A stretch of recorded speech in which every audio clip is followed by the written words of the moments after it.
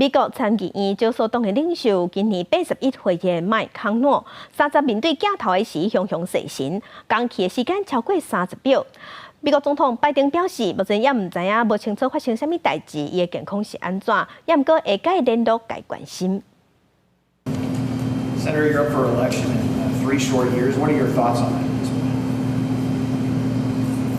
I'm sorry, I had a hard time hearing you. That's okay. What are your thoughts on running for re-election in 2026? What are my thoughts about what? Running for re-election in 2026. That's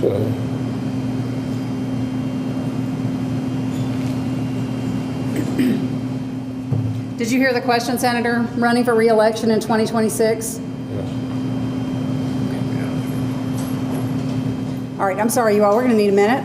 麦康诺电调超过30秒，声音皮皮喘国家，然后被护送离开。伊是参议任期上过政党领袖。伊的助理表示，伊会伫下一摆公开活动进前问医生，伊发言人讲，麦康诺伫记者会雄雄感觉头壳晕，才会暂停讲话。I just heard literally coming out.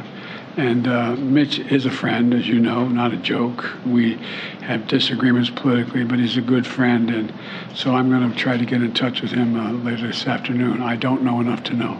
这是麦康诺为7月26日一场记者会讲话到一半，雄雄失神了后，佫发生同款的情形。迄时阵，伊被带离现场几分钟了后，才回来回答问题。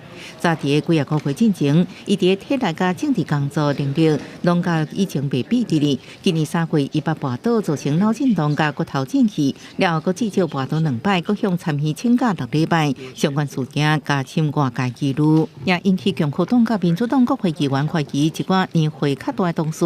行使职权的能力，环护真济高层人士平均年岁拢较大，参议院平均年岁超过64岁。路透社民调显示，61%的美国民众烦恼国会议员年岁太过大，无法度代表美国人民。公司新闻，黄慧玲报道。